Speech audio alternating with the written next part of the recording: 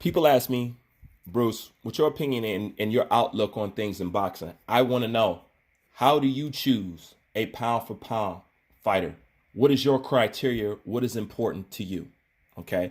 Let's first talk about a little bit what I see from analyzing the pound for pound list from previous years. One thing you could say about the pound for pound list, it's not based on accomplishments. It's not. Once again, Terrence Crawford was more accomplished than Vasily Lomachenko, yet Vasily Lomachenko was over him. Terrence Crawford was more accomplished than Triple G, yet in previous pound for pound lists, Triple G has always been over Terrence Bud Crawford. And he hasn't achieved or done what he does, and he stood in the same damn weight class this entire damn time. And didn't challenge and take on Andre Ward like he knew his career was supposed to do.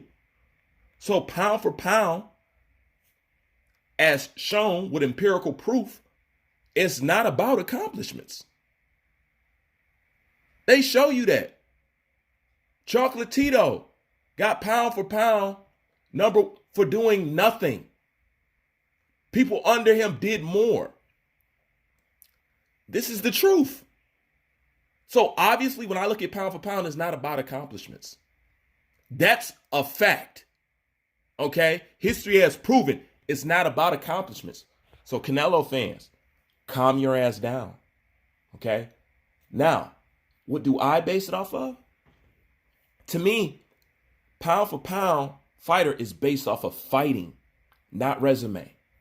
Who you think is the best fighter? How do you analyze that, Bruce? I take everybody who's on the pound for pound list and picture they was in the same weight class. Then I imagine them in the ring and who would win. To me, that's how you pick pound for pound.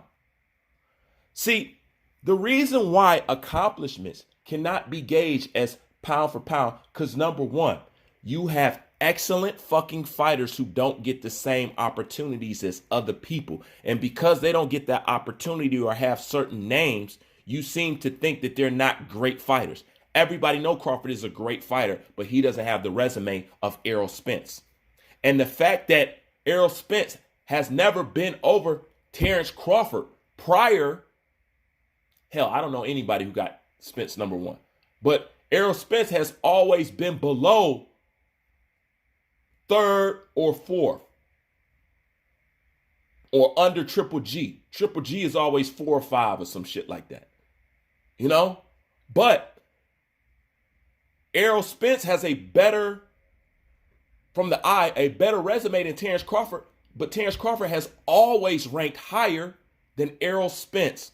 Once again, proving the pound for pound is not about resume. Now, I don't knock anybody if that's what you use to gauge your pound for pound, because there's no criteria. But I'm saying, judging from the examples of previous pound for pound lists, accomplishments is not one of the criteria to become number one pound for pound. So when I look at pound for pound is not about accomplishments. It's about fighting. You know how I knew who was pound for pound number one between Terrence Crawford and Vasily Lomachenko? I just put two of them in the ring and asked myself who would win. Terrence Crawford. When it comes to Errol Spence, I just put them both in the ring and see who will win. Terrence Crawford. Okay? When it comes to Canelo Alvarez and Terrence Crawford, same size in the ring, Terrence Bud Crawford. That's a fact, Jack. That's a fact. All right? It's a fact. That's how you're supposed to be judging it if you're talking about pound for pound. Going up and down in weight is impressive. And it is a testament of a good fighter because he's able to do it. So that's also one of the things that I look for. Because if this shit was about accomplishments, I would think Pacquiao trumps Canelo.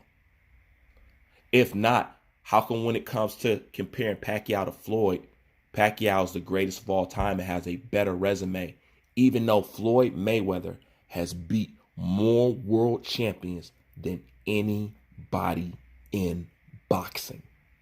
Fact. Besides the GOAT, Sugar Ray Robinson. That is the only person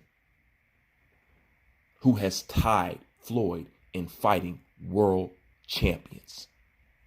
Yet Pacquiao's over Floyd, right? Even though he beat him, right?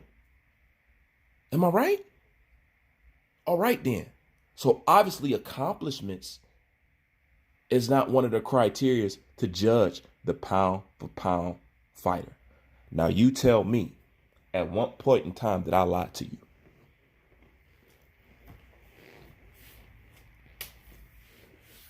No, I didn't lie to you. Because the list proves that accomplishments is not what it takes to get to the top of the pound for pound list. I don't know if you guys noticed that. But if you want to put the steel to the fire and test it, go get every other previous pound for pound list from multiple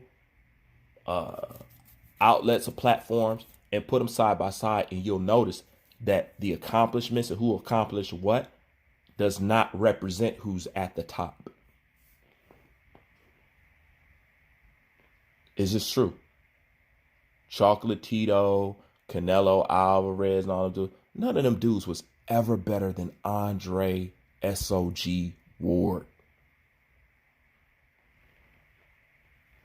For real. But once again, that goes back into that other thing I'm talking about in the other video. I just wanted to tell you guys, since you wanted to know what makes pound for pound fighter to me. I'm not looking for belts. I'm not looking for this. I'm looking for, if I put you two in a ring, who's going to walk out victorious. To me, that's the most fair and best criteria for pound for pound. Okay? For pound for pound. And once again, pound for pound is at your discretion.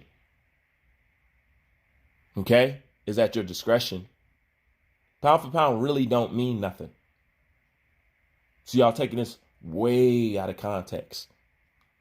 You know? But if you want to know, that's what it is with me.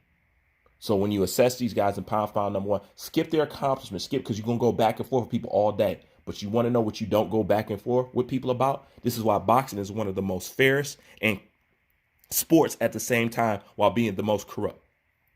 Because when two people step in the ring, the outcome is the best and the most fair decision. Nobody can talk your way through it. It's just mano y mano. Whoever wins, wins, and that's what it is. End of story. So when it comes for pound, that's how I assess it. I pretend every fighter is in the same weight class and I put them all in a ring together and see who wins what. I'm not saying that's the law. I'm not saying that's what you should do. I'm saying that's how I assess it, because the pound for pound list is personal.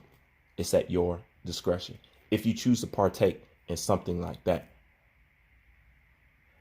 I just wanted to show you that from the previous list in history of pound for pound, they have shown you that accomplishments has not been a deciding factor.